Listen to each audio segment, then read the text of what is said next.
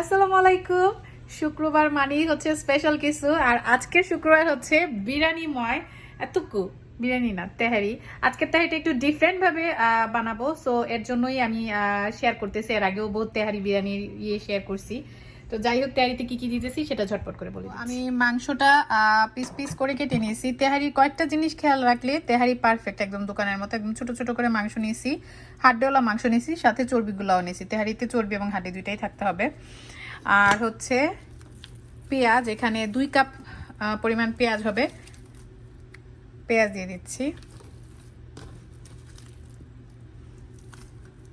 সবগুলো একসাথে দিয়ে দিই। আর হচ্ছে কাঁচামরিচ আন্দাজ মতো, ঝাল বেশি খেলে আরো বেশি ঝাল দিবেন। আমার ঘরে যেহেতু ঝাল কম খাওয়া হয়, তো এর জন্য আমি ঝালটাও কম দিই। তো তেহারি রান্নার মধ্যে কিন্তু আমি অতিরিক্ত কোনো মশলাই দিই না। অতিরিক্ত মশলা দিলে তেহারি স্বাদ হবে না, মানে তেহারি হবে না, ওটা বিরিয়ানি হয়ে যাবে। রসুন দিয়ে দিচ্ছি, আমি ঢেলেই দিচ্ছি। এখানে আমি মাংসের আন্দাজ অনুযায়ী 1 কেজিতে আমি রসুনটা দিয়ে হচ্ছে 2 থেকে 3 টেবিল চামচ, আর আদাটা দিই 6 টেবিল চামচ, ওই আন্দাজে দিই। আর এই হচ্ছে আদা। সো আদা রসুনটা আমি একটু বেশি দিই তেহারিতে। 1 টেবিল চামচ পরিমাণ গরম মশলার গুঁড়া। এইটার মধ্যে কি কি আছে? এটার মধ্যে আছে হচ্ছে এলাচ, দারচিনি, তেজপাতা, জয়ফল, জয়ত্রী, পোস্তদানা, কাবাব চিনি এবং লং, সব একসাথে মিক্স করা। সো 1 টেবিল চামচ পরিমাণ গরম মশলা দিয়ে দিই। আর দেবো হচ্ছে সরিষার তেল। তেহারিতে আমি সরিষার তেলটা তেহারি বিরিয়ানিতে বেশি ইউজ করি। আর সরিষার তেলের সাথে দিয়ে দিব 4 আউন্স বাটার। এখানে 4 আউন্স বাটার আছে।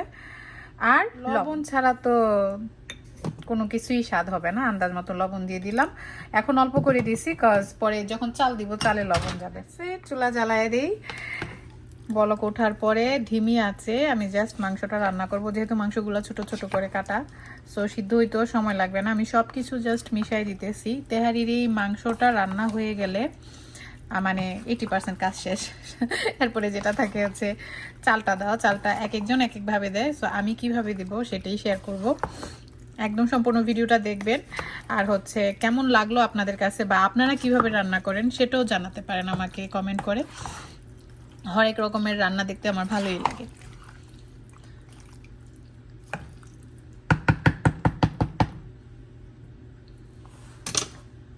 ঢেকে দিই। অনেকেই বলবেন এই তেহারির বিশেষত্ব কি? আমি তো শুরুতেই বলছি এটার একটা বিশেষত্ব আছে। এটা তো নর্মাল ওয়েতে বসাই দিয়েছি, মাংসটা রান্না হোক, আমার সাথে থাকেন। এটাতে আরো 2টা ইনগ্রিডিয়েন্ট আমি অ্যাড করব, যেটা হচ্ছে মানে অনেকেরই দেখলেই খাইতে মন যাবে এরকম একটা ব্যাপার। সো অনেকদিন হয়েছে ওইভাবে তেহারি খাওয়া হয় না, তো আজকে সেটাই রান্না করতেছি, সেটা শেয়ার করবো আপনাদের সাথে। যারা তেহারি লাভার আছেন, ভিডিওটা প্লিজ শেয়ার করতে ভুলবেন না এবং কমেন্ট করতে ভুলবেন না। সো এই যে বলক উঠে গেছে, এখন জাস্ট চুলাটা কমাই দিই। একদম ধিমি আঁচে করব আমি। একদম একদম লাস্ট ইয়েতে নিছি। ধিমি আঁচে করলে যে জিনিসটা হবে যে আমি আধা ঘন্টা থেকে 1 ঘন্টার মতো ধিমি আঁচে রাখি, এন্ড দেন আঁচটা বাড়াই দিই। মাংস থেকেই পানি উঠবে, আর আমাকে আলাদা করে পানি দিতে হবে না। অন টপ অফ ইট মাংসটা খুব সুন্দর করে মশলার সাথে কষবে, তো তাহলে মানে খেতে ভালো লাগবে। বিরিয়ানিতে মাংস এবং চাল দুটাই কিন্তু মানে পারফেক্ট ইভেন হওয়া লাগে। তাই বারবার বিরিয়ানি বলতেছি, মানে তেহারিতেও সেম, বিরিয়ানি আর তেহারি। যাই হোক, তেহারিতে দুইটাই ইভেন হওয়া লাগে। তো এই যে মাংস 80% সিদ্ধ হয়ে গেছে, যেহেতু ছোট করে কাটছি সময় লাগে নাই। আর এখানে হচ্ছে আস্ত গোল আলু দিয়ে দিয়েছি। আলুগুলা ক্যামেরাতে মানে খুব বড় লাগতেছে, বাট এগুলো হচ্ছে যে এরকম ছোট ছোট গোল আলু যেগুলো পাওয়া যায় বাংলাদেশে। বাংলাদেশের গুলো আর একটু ছোট হয়, এখানে এত ছোট পাওয়া যায় না, বাট স্বাদটা অনেকটাই সিমিলার। এখানে খোসা সহ আমি ভালো করে আলুগুলো ধুয়ে কতক্ষণ ভিনেগারে ভিজিয়ে রাখছিলাম যাতে কোনো জার্ম না থাকে। আমি খোসা সহ আলু ইউজ করলে এটাই করি। অ্যান্ড দেন এটা দিয়ে দিছি। সাথে আরও একটা জিনিস দিব, আলুটা সিদ্ধ হয়ে নেক।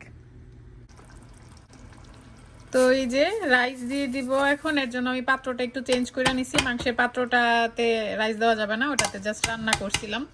একবারে এটাতে বসাই দিলে পারতাম, পরে মনে হয়েছে শুধু শুধু 2টা পাতিল ভরাইলাম। আর ওকে সবসময় সবকিছু খেয়াল থাকে না। আর এখন হচ্ছে এটার সাথে দিব গিয়ে মটর, গোল আলু, মটরশুঁটি অ্যান্ড গরুর মাংস দিয়ে বিরিয়ানি কার কার পছন্দ। তেহারিতে কেওড়ার জল মাস্ট, সো একটু কেওড়াও দিয়ে দিলাম। তেহারিতে কেওড়ার গন্ধটা না থাকলে ভাল লাগে না। সো মটর দিয়ে আলু দিয়ে তেহারি এটা কিন্তু অনেক মজার একটা খাবার। আমি জাস্ট রেডি মটরগুলো ইউজ করছি, ক্যান অ্যান্ড প্যাকেটে, এগুলাই ছিল বাসায়। তো এই আমি জাস্ট গরম পানি দিয়ে দিতেছি। অনেকে পাউডার দুধ ইউজ করেন, বাট আমার কাছে তেহারিটা অ্যাজ ইট ইজ সিম্পল বেশি ভাল লাগে। আর হচ্ছে এই তো, আর কোনো মরিচ দেই নাই, অলরেডি মাংসে এনাফ মরিচ গেছে। যারা আরেকটু ঝাল খেতে পছন্দ করেন তারা মরিচ অ্যাড করতে পারেন। That's it. এখন জাস্ট একদম টানা 20 মিনিট ঢাকা দিয়ে রাখবো, আর উঠাবোই না ঢাকনা। তো এই আমার মটর, আলু আর গরুর মাংসের তেহারি, আলহামদুলিল্লাহ।